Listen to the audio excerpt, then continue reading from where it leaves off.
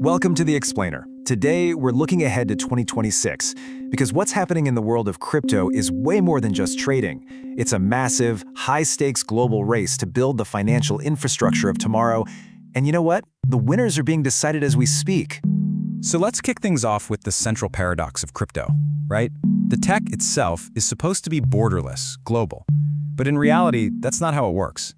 Where you are in the world dictates literally everything, from the taxes you pay to whether you can even buy a coffee with crypto. And that's why, funnily enough, geography has become the single most important factor in this whole race. So before we can even think about picking a winner, we need to define the race itself. What does it actually mean for a country to be crypto-friendly in 2026? The goalposts have definitely moved. Yeah, by 2026, being crypto-friendly is so much more than simply not banning it.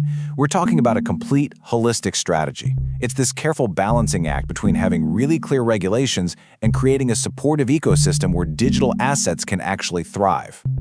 And this whole approach really rests on 5 key pillars. It all starts with solid regulations, like Switzerland's DLT Act. Then you need smart tax policies. Think Germany's 0% tax on long-term holdings. After that, it gets practical. You need real banking access, smooth payment systems with stablecoins, and finally, you've got to foster those hubs of innovation, the famous crypto valleys. Okay, so with that framework in mind, let's take a look at the key players in this global competition. And you'll see they fall into a few distinct categories, each one with a totally unique strategy for winning the crypto future. First up, you've got the agile pioneers. These are the smaller nations that use their size to their advantage. They can move fast, experiment with bold policies, and really act like the research and development labs for the entire crypto world. And right here you see 2 totally different approaches. El Salvador, as we all know, famously made Bitcoin legal tender for everyday use. Bermuda, though, is playing a different game. It's going for a much more foundational strategy, trying to build its entire economy on-chain with partners like Circle and Coinbase. Then you've got the institutional powerhouses. These are your classic financial hubs, and they are locked in a fierce battle to attract those multi-billion-dollar flows of capital from VCs, hedge funds, and all the big institutional players. And the top contenders here each have their own unique draw. Switzerland leans on its reputation for stability and precision to attract serious capital to its crypto valley. The UAE uses its zero personal income tax and dedicated regulators like Vera to become a magnet for startups and exchanges. In Singapore, it has created this meticulously regulated, super-controlled environment that's just perfect for established fintech platforms. And of course, you have the giants. The European Union is trying to create a single, unified, and absolutely massive market with its MiCA regulation. Then you have the US. It's the largest institutional market by far, especially after the Bitcoin ETF approvals, but its growth is kind of held back by a really complex and often contradictory mess of state and federal rules. So, you've got these totally distinct strategies out there: the nimble pioneers, the stable powerhouses, and the massive giants. But how does it all shake out? How do these different playbooks actually translate into results? Let's score the leaders. And here's the absolute key takeaway. There are 2 very different ways to win this race. The first way is by attracting billions in institutional cash and becoming a hub for building crypto tech. The second way is by fostering widespread grassroots adoption, where millions of everyday people are using crypto to solve real-world problems. Now, if we zoom in on that first category, the institutional hubs, the data confirms that for big money and high net worth investors, clarity and stability are everything. That is why you consistently see established financial centers like Singapore, Switzerland, and the UAE at the very top of that list.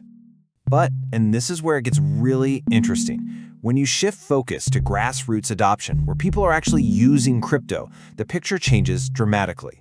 The leaders here are not the traditional financial hubs. Instead, you see countries like India, Pakistan, and Brazil, where crypto is a practical tool for things like remittances or hedging against inflation. This stark difference highlights a major trend people are calling the Great Decoupling. It's this growing divide between the production hubs, where the tech is built, like Switzerland, and the consumption hubs, where millions of people are actually using it. And this raises a huge question for the future. Can the industry really thrive if its creators and its users live in completely different economic worlds? So, what are the real-world consequences of all this? Why does being crypto-friendly actually matter in the grand scheme of things? Well, a country's policy on crypto directly impacts its success in three absolutely critical areas. It determines the flow of global investment, it shapes the environment for innovation and new startups, and it decides whether crypto becomes a practical tool for its citizens to use every day. And this quote really captures the ultimate goal of this global race, doesn't it? It's about taking crypto from being just a speculative asset and turning it into a fundamental part of daily life. This is the future that these leading nations are trying to build right now. So, after taking a tour of the entire global landscape, what's the verdict? Who are the real winners in this race for the crypto future? The truth is, there isn't one single winner. Instead, we have champions in different categories. For building institutional-grade infrastructure, Switzerland and Singapore are the clear victors. When it comes to sparking innovation and attracting new startups, the UAE and Hong Kong are leading the pack. And for just sheer mass adoption, well, the population giants, India, Brazil, and the USA are basically untouchable. And that brings us to our final question, which is for you. Depending on your own goals, whether you're an investor, a developer, or an entrepreneur, the best country for you changes completely. So what would you choose? Let us know your pick in the comments below, and tell us why. We're really curious to see what you think. Thanks for watching, and don't forget to subscribe for more explainers just like this one.